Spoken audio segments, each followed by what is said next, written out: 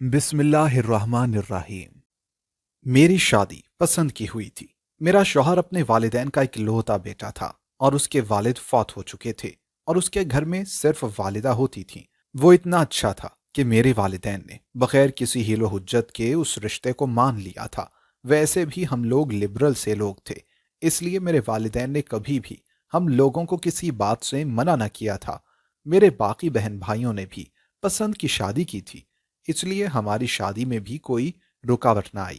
لیکن حیرت کی بات یہ تھی کہ ایک دفعہ بھی اس کی والدہ ہمارے گھر نہیں آئی تھیں، بلکہ رشتے مانگنے بھی اس کی رشتے کی ایک خالہ اور ان کے شوہر آئے تھے۔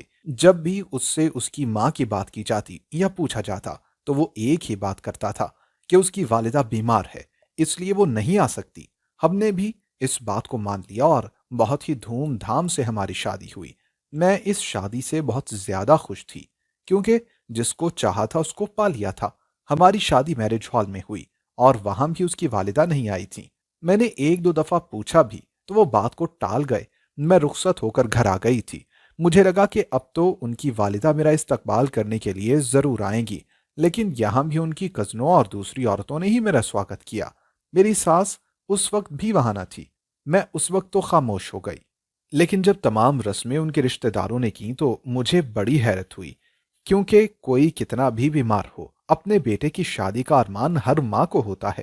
تو کیا میری ساس کو کوئی ارمان نہ تھا، یا ان کو ایسی کون سی بیماری تھی جو وہ اپنے کمرے سے باہر بھی نہ آ سکتی تھی، اور نہ ہی کوئی مجھے ان کے کمرے میں لے کر گیا تھا؟ تو یا یہ سب مجھے ان سے ملوانا ہی نہ چاہتے تھے؟ یہ سب کچھ میں کسی سے پوچھ نہ سکتی تھی کہ میں یہاں کسی کو بھی اچھے سے نہیں جانتی تھی، اس لیے میں نے سوچا کہ سارے سوال میں اپنے شوہر سے ہی کر لوں گی۔ جب میرے شوہر کمرے میں آئے تو ان کے پیار کے آگے میں سب کچھ بھول گئی، اور مجھے یاد ہی نہ رہا کہ میں نے ان سے ساس کے رویے کے متعلق پوچھنا تھا۔ ویسے بھی یہ وہ رات ہوتی ہے کہ جس کے بارے میں ہر لڑکی کو بہت سے ارمان ہوتے ہیں، اور میری تو شادی بھی پسند کی تھی، اسی لیے ہم دونوں کی باتیں ختم ہی نہیں ہو پا رہی تھیں۔ دوسرے دن صبح سویرے جب میرے گھر سے ہمارے لیے ناشتہ آیا تو میں نے شوہر سے کہا کہ اپنی اماں کو بھی بلا لیں، وہ بھی ہمارے ساتھ ناشتہ کر لیں۔ لیکن انہوں نے کہا کہ وہ ناشتہ کر چکی ہیں، وہ صبح جلدی ناشتہ کر لیتی ہیں، اس لیے تم ناشتہ کر لو۔ ناشتہ کرنے کے بعد میرے گھر والے تو واپس چلے گئے، لیکن میرے دماغ میں وہ ساس کا معاملہ چل رہا تھا۔ میں نے شوہر سے پوچھا کہ کل سے آج تک بھی میں نے اپنی ساس کو نہیں دیکھا، وہ ہیں کہاں اور مجھ سے ملنے کیوں نہ آئی؟ کیا وہ اتنی بیمار ہیں کہ چل ہی نہیں سکتی؟ تو مجھے ان کے پاس لے جائیں، میں کم سے کم ان کو سلام تو کراؤں۔ تو میرے شوہر نے کہا کہ وہ بیمار بھی ہیں اور وہ اس شادی پر راضی بھی نہیں ہیں، اس لیے تم ان کے سامنے مت جانا، وہ اور غصہ ہوں گی، اور وہ غصے کی وجہ سے یہاں نہیں آئی ہیں۔ میں نے اپنے شوہر سے کہا کہ کیا آپ مجھے ان کے پاس لے جائیں گے؟ میں ان کو راضی کر لوں گی اور ان سے معافی مانگ لوں گی۔ تو میرے شوہر نے کہا کہ جب میری ماں غصے میں ہوتی ہے تو میں بھی ان کے سامنے نہیں جاتا، وہ غصے میں کسی کی نہیں سنتی، تم بھی ان کے سامنے مت جانا۔ جب ان کا غصہ کم ہوگا تو پھر میں خود ہی تمہیں ان کے پاس لے جاؤں گا۔ شادی کے 2 دن تک تو گھر میں رشتہ داروں کا رش رہا، اور تیسرے دن ہم لوگ ہنی مون کے لیے چلے گئے، اور اس دوران میں ایک دفعہ بھی اپنی ساس سے نہ ملی، بس ان کو دور سے ایک دفعہ دیکھا تھا، اور میرے شوہر نے بتایا کہ وہ ان کی ماں ہے۔ وہ خود تو صبح و شام ماں کے پاس جاتے، لیکن مجھے لے کر نہ جاتے۔ میں نے اس دن کے بعد اپنے شوہر کو یہ کہا بھی نہیں کہ وہ مجھے لے کر جائیں، کیونکہ مجھے یہی تھا کہ جب ان کا غصہ ختم ہوگا تو وہ خود ہی مجھے ملنے کے لیے آ جائیں گی۔ میرے شوہر کی چھٹی ختم ہوئی تو میرا اصل امتحان شروع ہوا۔ وہ آفس کے لیے تیار ہو کر نکلنے لگے تو مجھے کہا کہ میں ان کے جانے کے بعد کمرہ اندر سے بند کر لوں اور ان کے آنے تک باہر نہ نکلوں۔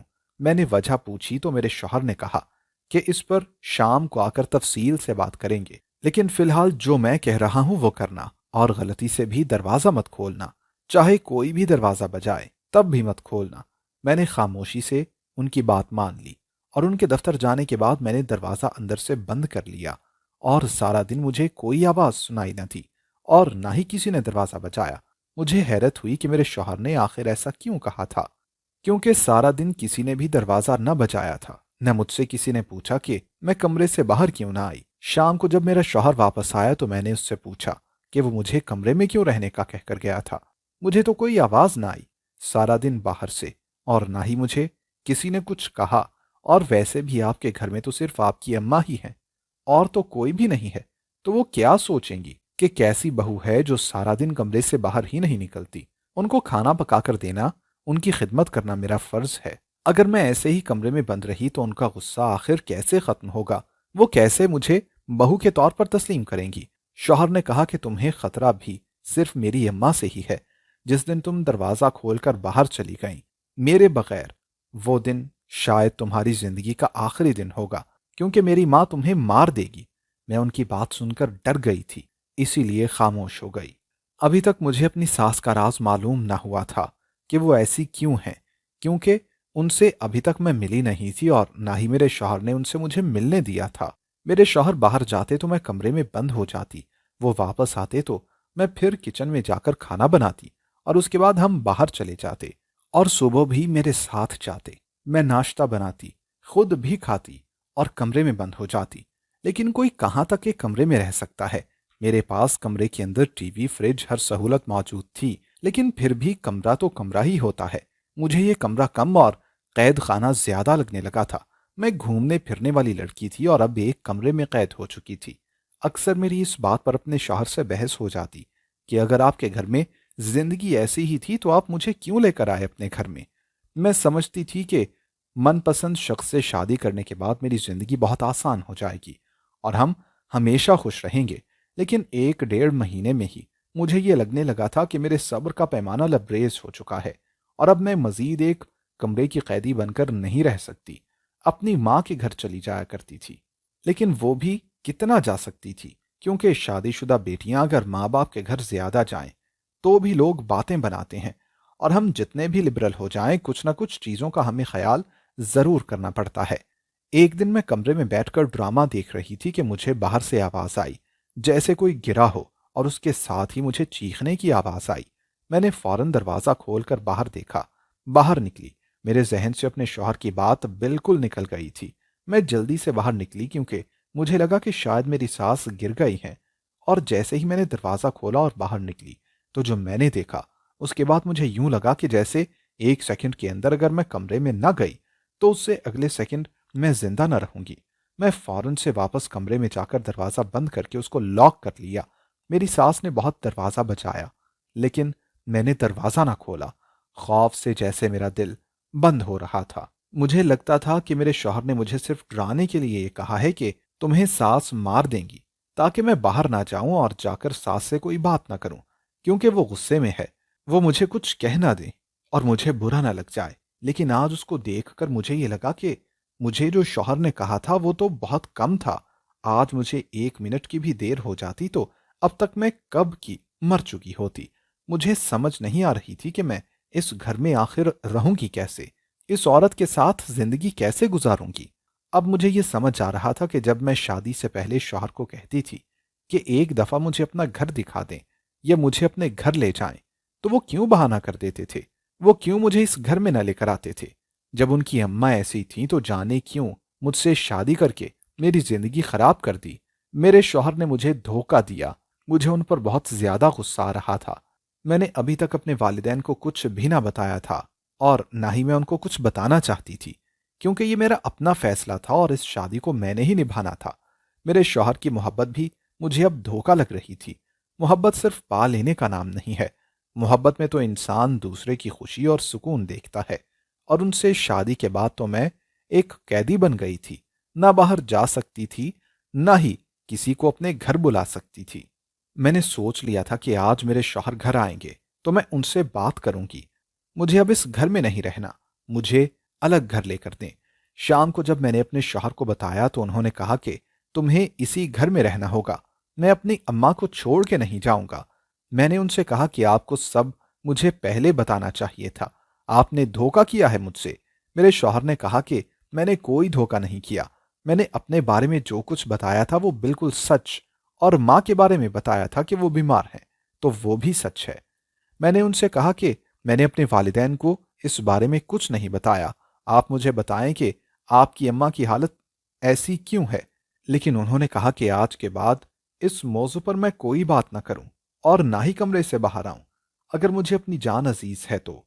اپنے شوہر کی یہ باتیں سن کر مجھے تعجب ہونے لگا کہ وہ آدمی جو شادی سے پہلے مجھے ایک ایک چیز اور میری خوشی کا خیال رکھتا تھا۔ وہ انسان شادی کے بعد میری آزادی تک کا خیال نہیں رکھ رہا تھا۔ مجھے ان کے اس رویے سے بہت دکھ ہوا، لیکن میں نے ان سے سچی محبت کی تھی، اس لیے اس کو چھوڑ کے جانے کا تو سوال بھی نہیں پیدا ہوتا تھا۔ میں نے سوچا کہ اگر میں نے ان کے ساتھ زیادہ بحث کی تو شاید جو 1 ڈیڑھ مہینے میں اتنا بدل گیا ہے وہ مجھے چھوڑ دے گا، اور اگر اس نے مجھے چھوڑ دیا تو میں کہیں کی نہ رہوں گی۔ اس لیے میں نے خاموشی اختیار کر لی، لیکن میں اس معاملے کی تہہ تک پہنچنا چاہتی تھی۔ میں جاننا چاہتی تھی کہ اس عورت کی حقیقت آخر کیا ہے، لیکن مسئلہ یہ تھا کہ میرا شوہر بھی میرا ساتھ نہیں دے رہا تھا اور میں کمرے سے باہر تک نہیں نکل سکتی تھی۔ تو میں اس بات کے تہہ تک آخر کیسے پہنچتی؟ میں تو خود قیدی تھی، لیکن میں نے سوچ لیا تھا کہ میں آج کے دور کی لڑکی ہوں اور میں ہار نہیں مان سکتی۔ میں اس بات کے تہہ تک نہ صرف پہنچوں گی بلکہ اگر اس کا کوئی حل ہو تو اس کا حل بھی ڈھونڈوں گی، اور یہ ثابت کر دوں گی کہ اگر عورت چاہے تو وہ کچھ بھی کر سکتی ہے، کیونکہ ایک کمرے میں زندگی نہیں گزر سکتی۔ اگر مجھے کوئی تکلیف ہوتی یا کوئی بھی مسئلہ ہوتا تو اگر کمرے میں تڑپتی بھی رہتی تو میرے کمرے میں کوئی آ نہ سکتا تھا اور نہ کوئی میرے گھر میں آ سکتا تھا۔ ایسے زندگی تو نہیں گزر سکتی تھی، اس لیے مجھے کچھ ضرور کرنا تھا۔ میں نے اپنے شوہر سے کہا کہ سارا دن کمرے میں بند رہنے سے میں تنہائی کا شکار ہونے لگی ہوں۔ اگر آپ مجھے الگ گھر نہیں لے کر دے سکتے تو مجھے نوکری کی اجازت دیں، تاکہ میں صبح آپ کے ساتھ چلی جاؤں اور شام کو آپ کے ساتھ واپس آ جاؤں، تاکہ مجھے کمرے میں بند نہ رہنا پڑے۔ میرے شوہر نے میری بات مان لی۔ مجھے نہیں معلوم کہ انہوں نے یہ بات کیوں مانی، لیکن انہوں نے یہ بات مان لی تھی، اور یہی میرے لیے بہت خوشی کی بات تھی۔ میں نے ایک کمپنی میں جاب کے لیے اپلائی کیا اور خوش قسمتی سے 1 ہفتے کے اندر اندر مجھے انٹرویو کے لیے بلا لیا گیا، اور 2 ہفتوں کے اندر میری نوکری ہو گئی۔ اب زندگی ایسے تھی کہ جیسے کوئی روبوٹ۔ میں صبح صبح اپنے شوہر کے ساتھ گھر سے نکل جاتی اور شام کو ان کے ساتھ ہی واپس آتی۔ میری زندگی کی چابی جیسے میرے شوہر کے ہاتھ میں تھی، کیونکہ گھر میں تو ان کے بغیر آزادی سے میں گھوم بھی نہ سکتی تھی۔ اور یقین کیجئے کہ میری شادی کو 4 ماہ ہونے والے تھے اور میں نے ابھی تک اپنا پورا گھر بھی نہ دیکھا تھا۔ کبھی کبھی میں بیٹھ کے سوچتی کہ کسی کی ایسی بھی شادی ہوتی ہے کیا؟ کمپنی میں میرے ساتھ ایک لڑکی جاب کرتی تھی۔ میری اس سے اچھی سلام دعا ہو گئی۔ اس نے ایک دن پوچھا کہ میں شادی شدہ ہوں تو میرے گھر میں کون کون ہے۔ میں نے اسے بتایا کہ میرے گھر میں صرف میں، میری ساس اور شوہر ہیں۔ تو وہ حیران ہوئی کہ تم دونوں نوکری کرتے ہو تو تمہاری ساس وہاں کیا اکیلی رہتی ہیں؟ انہوں نے تمہیں جاب کرنے کی اجازت کیسے دے دی؟ اس کی یہ بات سن کر مجھے جیسے رونا آ گیا تھا۔ میں نے اس سے کہا کہ میں یہ جاب صرف ساس کی وجہ سے ہی کر رہی ہوں۔ اس نے مجھ سے وجہ پوچھی تو میں نے اس کو ساری بات بتا دی۔ وہ میری بات سن کر حیران رہ گئی تھی، اور اس نے کہا کہ تمہاری ہمت ہے کہ جو تم وہاں رہ رہی ہو۔ اس نے مجھے کہا کہ میں تمہاری مدد کروں گی۔ ہم نے اسی دن آدھی چھٹی لے لی اور ہم میرے گھر کی طرف آ گئے۔ ابھی ہم دونوں نے خاموشی سے دروازہ کھولا اور سائڈ گیلری کی طرف چلی گئیں تاکہ ہم پر کسی کی نظر نہ پڑے۔ مجھے صرف اتنا پتا تھا کہ میرے کمرے سے اگلا کمرہ میری ساس کا ہے۔ ہم خاموشی سے اس کمرے کی طرف جا رہے تھے اور اس کمرے کی کھڑکی سے جھانک کر دیکھا۔ جو کچھ ہم نے دیکھا دیکھ کر ہم دونوں کی چیخیں ہی نکل گئیں۔ ہماری چیخیں سن کر میری ساس نے فوراً کھڑکی کی طرف دیکھا اور ہم دونوں وہاں سے بھاگ گئیں۔ اب تو میری وہ دوست بھی ڈر گئی تھی، اور اس نے کہا کہ وہ آج کے بعد کبھی بھی میرے گھر کے آس پاس سے بھی نہ گزرے گی۔ اور سچ پوچھیں تو اس دن تو میں نے بھی آدھا سچ دیکھ لیا تھا۔ اب پورا سچ دیکھ کر تو مجھے بھی ڈر لگنے لگا تھا۔ میں نے اپنے شوہر کو فون کیا اور ان کو بتایا کہ میں اپنی ماں کے گھر جا رہی ہوں۔ ان کو میں نے یہی کہا کہ بہت دن ہو گئے ہیں میں نہیں آئی رہنے کے لیے، اس لیے میں رہنے آئی ہوں۔ ان کو آخر اس میں کیا اعتراض ہو سکتا تھا؟ 2 دن تو میں ادھر ہی رہی، لیکن کب تک میں ادھر رہ سکتی تھی؟ مجھے گھر تو جانا ہی تھا، لیکن اس گھر میں نہیں جانا چاہتی تھی۔ اس لیے میں نے قانون کا سہارا لینے کا سوچا۔ میں نے اپنی ایک دوست سے رابطہ کیا جس کا کزن آئی بی میں تھا۔ میں نے ان کو تمام تفصیل بتائی۔ وہ بھی تفصیل سن کر ایک دفعہ تو بہت حیران ہوئے، لیکن انہوں نے وعدہ کیا کہ وہ میری مدد ضرور کریں گے، اور اگر یہ کوئی جرم ہے تو وہ اس کو ضرور روکیں گے، اور اگر یہ کچھ اور ہے تو بھی وہ میرا ساتھ ضرور دیں گے۔ مسئلہ یہ تھا کہ مجھے اپنے شوہر کو اعتماد میں لینا تھا، جو مجھے سب سے مشکل کام لگ رہا تھا۔ مجھے یقین تھا کہ وہ میرا ساتھ نہیں دیں گے، کیونکہ اگر انہوں نے میرا ساتھ دینا ہوتا یا انہوں نے کوئی ایسا کام کرنا ہوتا تو وہ پہلے ہی کر لیتے، لیکن شاید وہ ماں کی محبت کی وجہ سے مجبور تھے۔ और ऐसा कुछ न कर रहे थे। मैंने उनको एक होटल में लंच के लिए बुलाया और उन ऑफिसर को भी बुला लिया कि वो खुद ही मेरे हस्बैंड से बात कर लें। उस आदमी ने मेरे शौहर को समझाया कि एक बहुत बड़ा खतरा है, या एक बीमारी कह सकते हैं। अगर आप साथ दें तो शायद आपकी वालिदा ठीक हो सकती हैं और वो भी एक नॉर्मल जिंदगी गुजार सकती हैं। मेरे शौहर मान तो नहीं रहे थे, लेकिन उन्होंने बड़े तरीके से बड़ी दलीलों के साथ उनको समझाया। तो शायद उनके दिल में भी ये बात आ गई थी कि अगर उनकी अम्मा ठीक हो जाएं तो वो भी एक नॉर्मल जिंदगी गुजार सकते हैं। मेरे शौहर के राजी होने पर ऑफिसर ने उनसे सवाल जवाब शुरू किए कि ये सब कैसे हुआ और क्यों हुआ। मेरे शौहर ने बताया कि ये सब आज से तकरीबन 10 साल पहले शुरू हुआ। कुछ यूं कि मेरे वालिद ने दूसरी शादी कर ली थी और जो मेरी दूसरी अम्मा थी वो बहुत जालिम थी। वो मेरे बाप की मन चाही थी, इसलिए मेरी अम्मा को बहुत तंग किया करती थी। सारा दिन मेरी अम्मा से काम करवाती और फिर मेरी माँ के सामने मुझे मारती, और मेरी माँ कुछ कहती तो मेरी माँ को मेरा बाप मारता।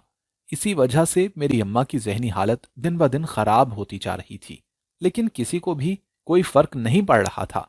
वो औरत एक लालची औरत थी। उसने जबरदस्ती मेरे बाप से सारी जायदाद के कागजात पर दस्तखत ले लिए और इसके साथ साथ तलाक के कागजात पर भी दस्तखत करवा लिए ताकि वो यहां से आजाद होकर जा सके। और फिर मेरे बाप को चाकू मारकर फरार हो गई। उस दिन मैं घर पर नहीं था।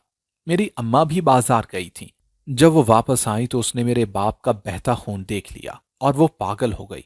ये तो शुक्र की बात है कि मैं भी उसी वक्त घर आ गया था और मैं अपने बाप को अस्पताल ले गया, लेकिन तब तक बहुत ज्यादा खून बह चुका था और उनके बचने की उम्मीद बहुत कम थी।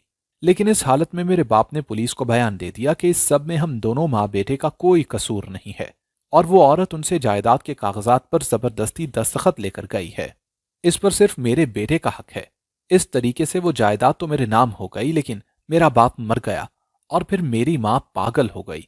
उसे आज भी यह लगता है कि उसने अपने शौहर को मारा है और वो एक डाइन है, इसलिए वो सिवाय मेरे सबको मारने के लिए भागती है। उसे सिर्फ लाल रंग ही अच्छा लगता है। मैं हमेशा हर चीज में उसे लाल रंग डाल के देता हूं। उसे ये लगता है कि ये खून है, और क्योंकि वो डाइन है इसलिए वो खून पीती है और इंसानों को खाती है। सिर्फ अपनी माँ के लिए मैंने ऐसे बर्तन बनाए हैं जो इंसानी शक्ल की हड्डियों पर मुश्तमिल हैं, और मैं खाना डालकर और लाल रंग छिड़क कर वो खाना अपनी अम्मा को देता हूं, और माँ उस खाने को इंसान समझ कर खाती है। इसलिए हर वक्त उसके हाथों और मुंह से ऐसे लगता है कि जैसे खून टपक रहा हो। उसके सारे कमरे में भी लाल रंग है, जिसे देखकर मेरी बीवी डर गई है। हकीकत तो यह है कि वो खून नहीं है, वो सिर्फ लाल रंग है। ये सब सुनकर मुझे बहुत दुख हुआ। हम सब मिलकर मेरे शौहर के साथ साथ उसके कमरे में गए। वो हम सबको मारने के लिए भागी, लेकिन मेरे शौहर ने उनको रोक दिया। लेकिन ये बहुत मुश्किल था। हमने एक दिमागी डॉक्टर से राबिता किया और उसकी मुसलसल हिदायत और ट्रीटमेंट से उनमें कुछ वर्क जरूर आने लगा। लेकिन इस दौरान मैंने बहुत मुश्किल वक्त गुजारा, बहुत चोटें भी खाई, क्योंकि मैं उनको संभाल रही थी, इसलिए वो मुझे बहुत मारती थी। लेकिन तकरीबन 1 साल लगा और मेरी सास खुद को कम से कम इंसान समझने लगी और वो किसी पर हमला नहीं करती थी। और मुझे उम्मीद हो चली थी कि कुछ वक्त तो लगेगा और वो भी हमारी तरह नॉर्मल हो जाएंगी। लेकिन इस सब के दौरान हमने उस औरत को फरामोश नहीं किया जिसकी वजह से ये सब हुआ था। और उसमें मेरे दोस्त की कजन ने हमारा बहुत साथ दिया। उसने मेरे शौहर के वालिद के पुराने तमाम रिकॉर्ड खुलवा दिए और उनके जरिए उस औरत तक पहुंचे। और इन 10 सालों में वो औरत 4 मजीद लोगों की जायदाद हड़प करके उनका कत्ल कर चुकी थी, और उनके कत्ल का इल्जाम किसी न किसी और के सर पर आ चुका था, और 4 बेगुनाह लोग सजा काट रहे थे। एक औरत के पकड़े जाने से 4 लोगों की सजा भी खत्म हो गई और मेरी सास की सजा भी खत्म हो गई। कहा जाता है कि अगर जुल्म को सहते रहो तो जुल्म बढ़ता चला जाता है, लेकिन जहां जुल्म के खिलाफ आवाज उठाओगे वहीं सच की जीत है। दोस्तों, अगर आपको हमारी आज की कहानी पसंद आई हो तो लाइक करना और कमेंट करना हरगिज ना भूलिएगा। और अगर आप मुस्तकबिल में भी ऐसी कहानियां सुनना चाहते हैं तो हमारे चैनल को सब्सक्राइब करते हुए घंटी का बटन जरूर दबाइएगा। अल्लाह हाफिज।